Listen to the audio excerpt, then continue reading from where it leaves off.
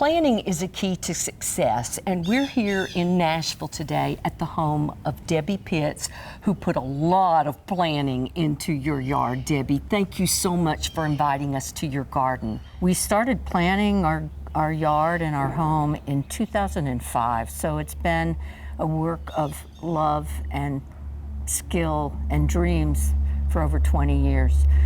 And something like this just doesn't happen by one person. It's a collaboration of many individuals. Right. We had a pretty big team working together to create it, and now my gardener and I maintain it.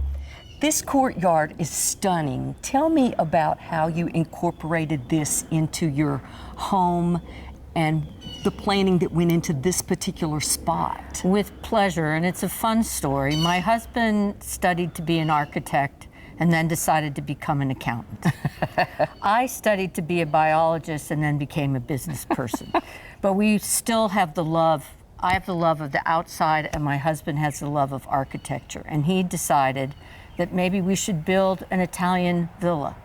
Well, when you build an Italian villa, you have to incorporate both the interior architecture and the architecture of the home, as well as landscape architecture. And that's what this place represents, is the marriage of interior architecture and landscape architecture. The Italian philosophy is one where the further away you are, the wilder the environment is, and as you get closer and closer to the actual home, the landscape becomes more refined until you're in a courtyard like this, which is actually in Italian architecture considered a room of the home. It has got so many levels of interest that you have incorporated into a relatively small space. That's correct. Talk to me about how you've got all these different layers, because it's not just one thing to look at, it's lots to look at. So if we look over this area right over here, think of this as a wall of a house, except it's a wall of landscaping and horticulture. We have the yews that form the base. Yes. And then we have the hornbeams that we keep trimmed that forms the wall. And then along it, we have all of the decor. This is a color garden, and depending on the time of the year, it flushes out with different colors. We've got the white of the phlox, which a couple weeks ago was unbelievable. There are daisies in here.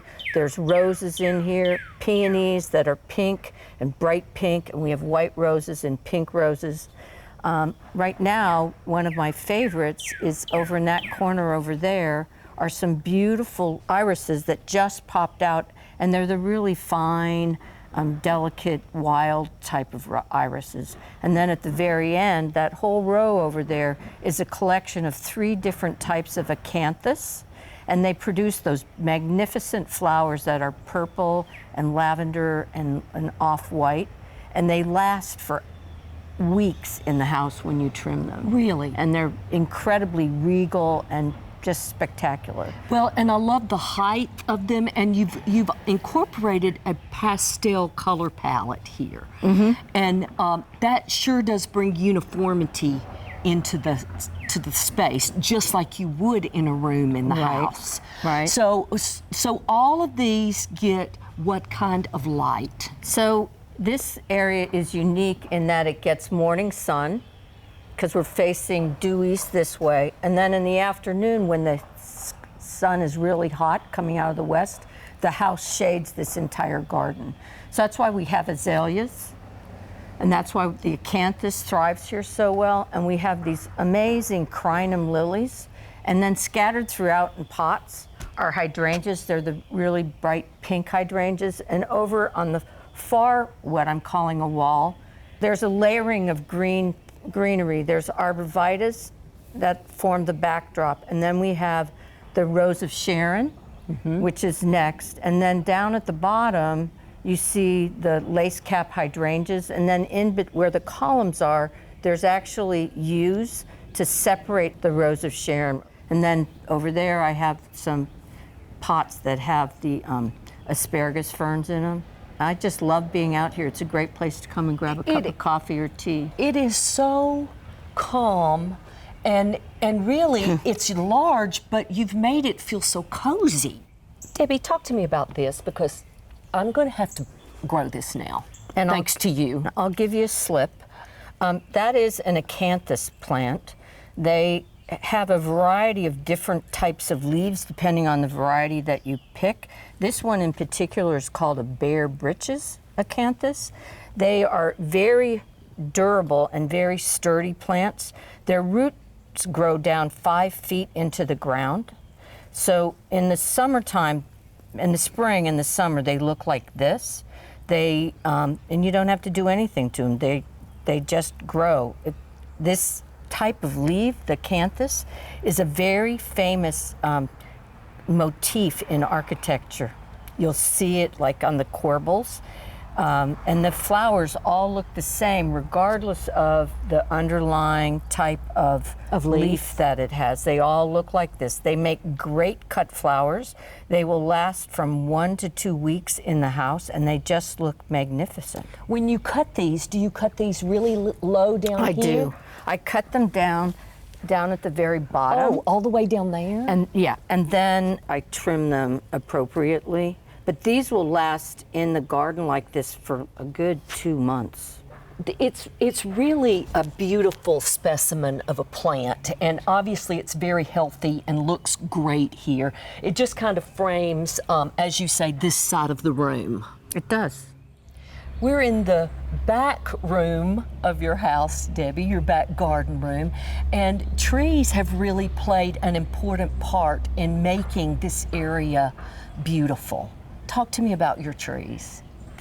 If you look everywhere around this area, the trees form the background or the walls. We have elm, we have magnolia, we have holly, there's Japanese maple, we have these magnificent regal columnar oaks. We have one of my personal favorites, the willow. Yes. I love the curly willow. We have espaliered pear trees. This is a Belgian fence over here. Or back over there is an arbor that was a present for my husband on Father's Day years ago. We have the vitex. But I just love being back here. It makes me so happy. It just forms all kinds of levels of interest. And that willow, I mean, I cut on mine all the time. So do I. Do you? Because that makes such interesting things to put in flower arrangements. Yep. And it looks like it has been there forever. How long have these trees been in the ground They have here? been in the ground for approximately 18 years. So this is the time element that you have to give your garden time to become what it is. Right. When you plant a tree, you're planting for the future. Correct. And you know, we do like fast growing things, but we also appreciate it when something just kind of evolves on its own. Right. And so what you're seeing here are these beautiful trees that we planted 18 years or so ago. Like, look at those arborvitaes over there. They're magnificent. And it's my love for trees has extended to the volunteer work that I do as the Horticultural Society of Middle Tennessee's president. We have joined forces with the Metro Nashville program called Plant a Tree, whose goal it is to plant 500,000 trees by 2050. And we have decided to collaborate with them because many of our members are very concerned about what's happened to the tree canopy, not only in Nashville, but throughout Middle Tennessee because of the urban growth, which is both a blessing, but if we don't manage it carefully, it could cause harm to the future for our children and our grandchildren. Absolutely. And look at could there be a better natural fence than trees? No. They're perfect for that. Right? You don't have to paint them. Yeah. You don't, all you need to do is just Give them space. Give them space and let them grow. Your banana. Oh. Talk to me about because that just makes me happy. It looks so tropical and fun. I love these hardy bananas. I started out with just one. One of them is called a pip when they're tiny babies. I started out with one right about where those that Chase lounges, and they've just taken over that space. In the summertime, imagine this. those hardy bananas fill in that entire space between the regal oak and that cherry tree. And it makes it look like you're in the middle of the tropics. I did get bananas one year, but I have to say, I don't care if I ever get any more bananas because they're not really very delicious. But the leaves are where you grow, because they look like fans. And it's all part of what I consider part of my philosophy of planting, which is I like to do edible gardening. Yes, I agree. And so I have the bananas, which are part of that, the goji berries, which are in those pots over there. And everywhere you look throughout my garden, you'll see edible things. Like over here, we have pear trees that are cut into a Belgian fence. I rarely get any pears off of them because the squirrels that we've talked about earlier get most of the pears. But if you'll see, I have fig trees that I keep pruned down. The fig trees will get to be about 6 feet tall, but underneath them all is mint, because I can contain the mint in that bed over there, because mint can be really invasive. Yes, it can. It's the gift that keeps giving. It is, but boy, is it good in a julep. Isn't it, though? And it's good in tea. Yes, it is. Debbie, talk to me about these mulberry trees, because you've got them wonderfully contained right now. So these are Persian mulberry trees. Okay.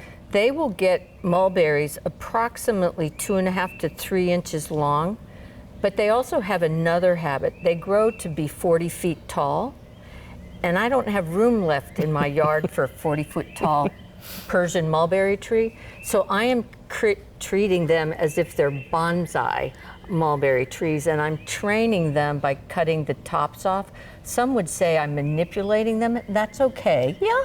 I think it's okay to manipulate a plant or two in your yard. I totally agree. And so you want it to be no taller than probably about where it is right now.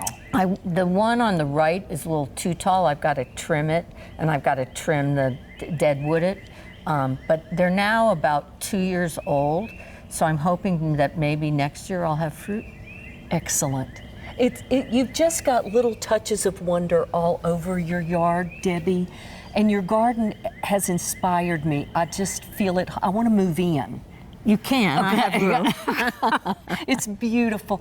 Thank you for giving us a visual feast for our eyes today. Our viewers will love it, and I do, and you're a lovely person. Thank you. So are you, Tammy. It's a joy. If you like gardening, you'll want to subscribe to our channel. Home gardening tips, tips from growers, and lots of plants. Until next time.